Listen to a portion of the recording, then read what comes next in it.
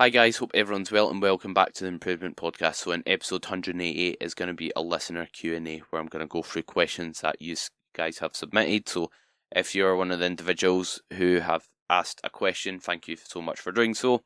And if you have any questions you'd like covered in the next Q&A, feel free to just ask them whenever and I'll just make note of them for going over the next episode, which I'll typically do every 10 episodes when I get to kind of the round number mark, hence why I'm doing it at episode 180.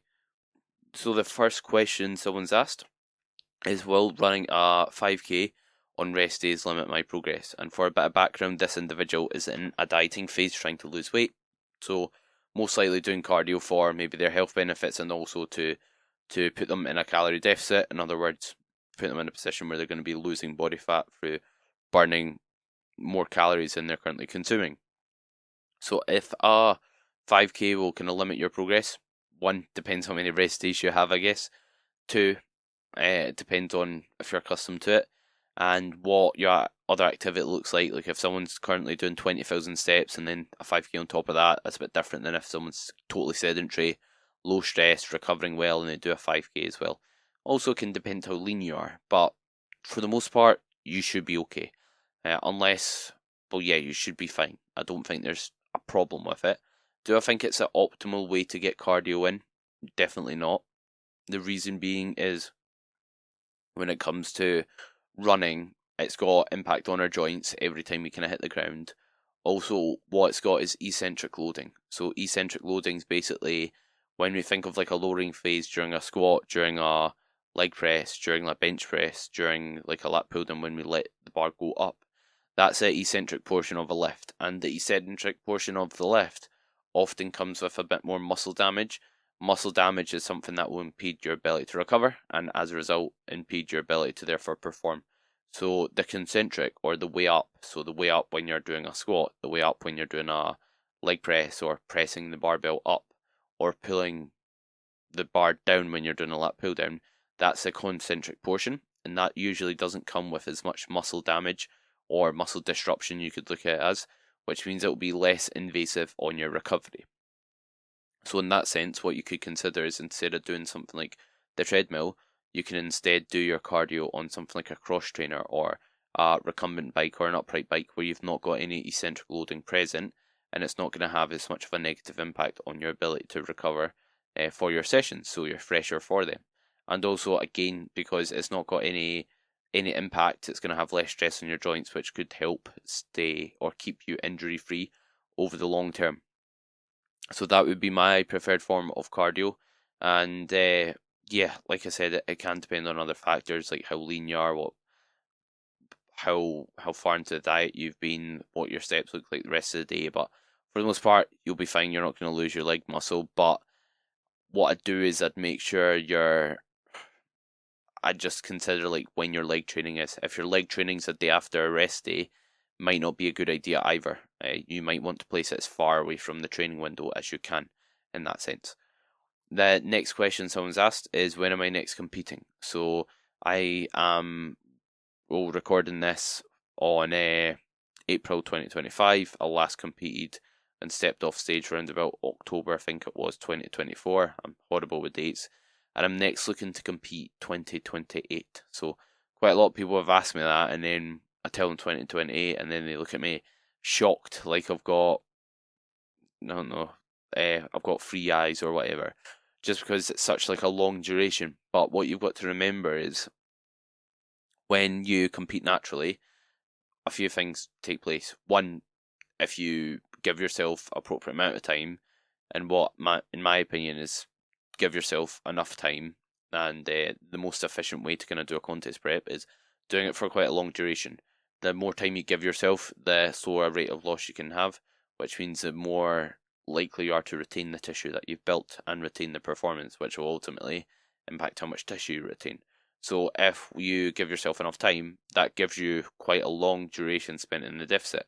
So I think last year during my contest prep, I was in a dieting phase for well over 6 months, which is a long time to have no off-plan meals. It's a long time to spend losing weight, and it's a long time to spend not in a good position to progress. Also, when we think about how much time it takes to build tissue, it takes a while. So if I compete every year, I'll look the same every year, because it's not like again, if I'm competing, let's say every year, and my diet's 6 months long, then that's only 6 months spent in actual gaining phase, in a good position to build muscle. But saying that, I'm not really in the best position to build muscle, because when you get out of a contest prep, your performance is down a touch, so you need to bring that back up again. Hormonally, you're not in a good spot, meaning your hormones are out of whack and you're not in a good position to build muscle or just function on a daily basis. You feel absolutely horrendous. You've got no libido. You are irritable. Your hunger's through the roof and your food focus is extremely high. So there's a lot of negatives, and your sleep's in the gutters. So there's a lot of negative things that come with it. Also, got a girlfriend. It's a bit selfish doing that every year and asking her, right, I'm not going to have any off-plan meals. I'm not going to kind of be myself. I'm going to be a bit, in my shell, etc. And yeah, just from a long-term ability to progress, like you make progress when you're gaining, when you're in a gaining phase. So you want to have the majority of your time spent in a surplus. And natural bodybuilders who compete every year end up looking the same year after year, and I don't want to be one of them. Next time I want to step on stage, I want to make a good impression. So I competed last year as a novice and a junior.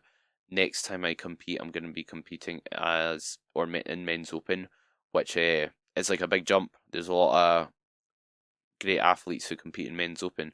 I could be against someone who's in their mid-30s who could actually win the whole show, and he could be in my class, who has an extra 10 years of training under his belt.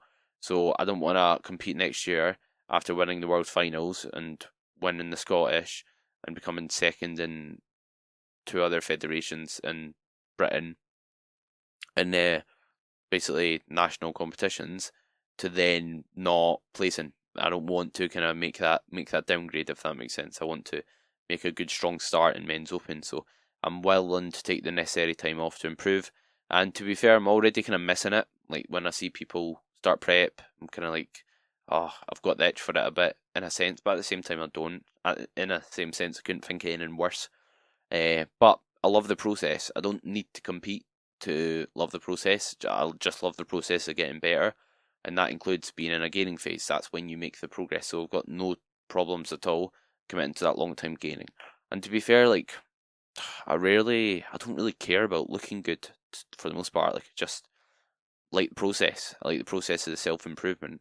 I've got a missus as well, so I don't need to stay lean or look good or that. Well, to be fair, hopefully for like average individuals who aren't into the gym standard, even when I am quite heavy in a gaining phase, I'll look relatively alright. But I think you get the drift there. I was just having a slight joke. So yeah, 2028 for the reasons discussed, so that I can make good improvements, so I don't burn out, so it's kind of fair, I can give time back to my girlfriend, and also I've got to move out at some point. Not I say that like I'm getting forced out of my house. I'm gonna be moving out at some point, so there's a lot of other things happening in life that I've got to take into consideration. The next question is thoughts on a push pull legs off, or sorry, a push pull legs off split, and what the split basically allows is, when we think about a split, there's no magic split. A split's just a way of getting a appropriate amount of volume in, and hopefully suits your needs in terms of getting enough volume for the muscle groups you want to bring up, prioritize the muscle groups you want to develop as well. As for push pull legs, it can work. I think as someone gets more advanced, they might struggle to recover from it, because the overall load they'll be lifting will get higher and higher, and it will have a larger impact on how fatiguing those lifts will be.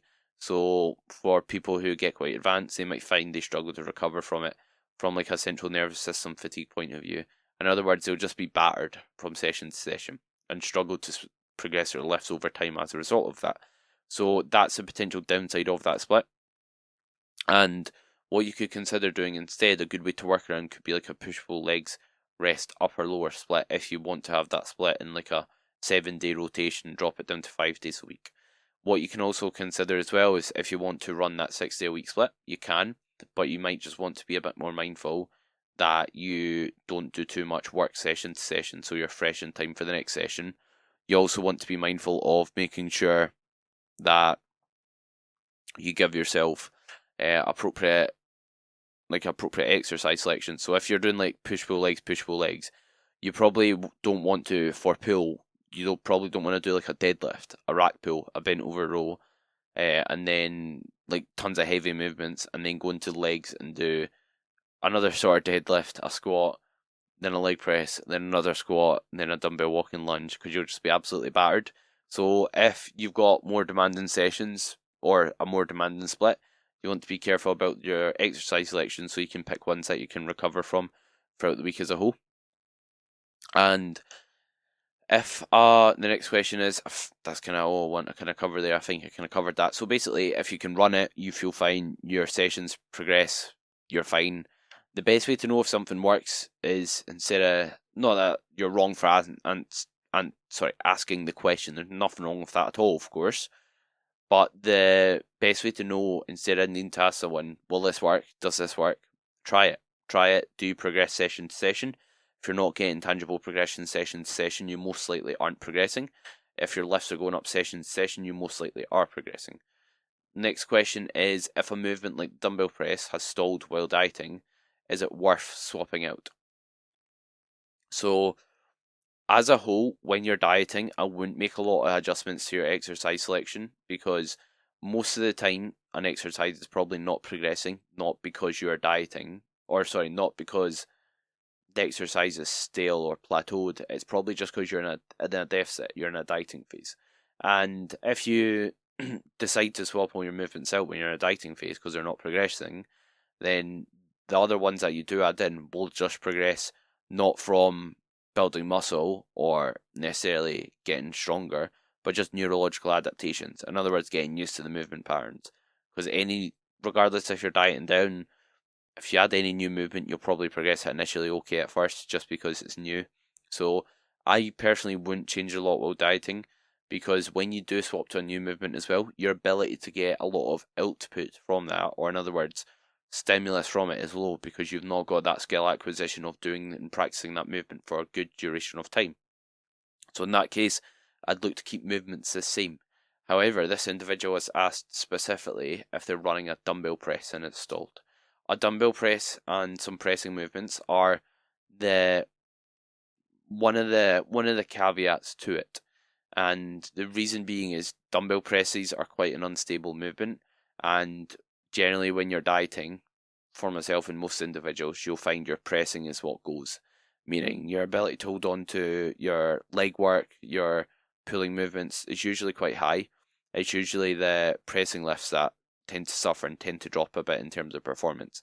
So with the dumbbell press in particular, you could look to swap that for some sort of like machine chest press or Smith machine press, something in a more stable environment, because when we drop body fat, when we lose weight, when we're in a dieting phase, we lose external stability. In other words, we lose the ability to stabilize and balance lifts and balance things like dumbbells, barbells, just because we've got less body fat on our frame.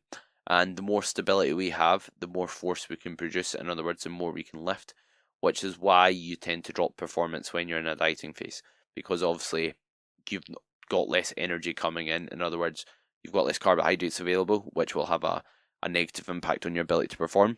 But not only that, but the fact that you are losing body fat around areas like your knees, your hips, your lower back will make you less stable, and that lack of stability will mean it's going to be a bit harder to hold on to those movements. So I personally leave most movements the same, but it's not a bad idea if you know you've got a diet in your future, or you're in a dieting phase and you feel like when you do a dumbbell press, you're getting nothing from it from your chest.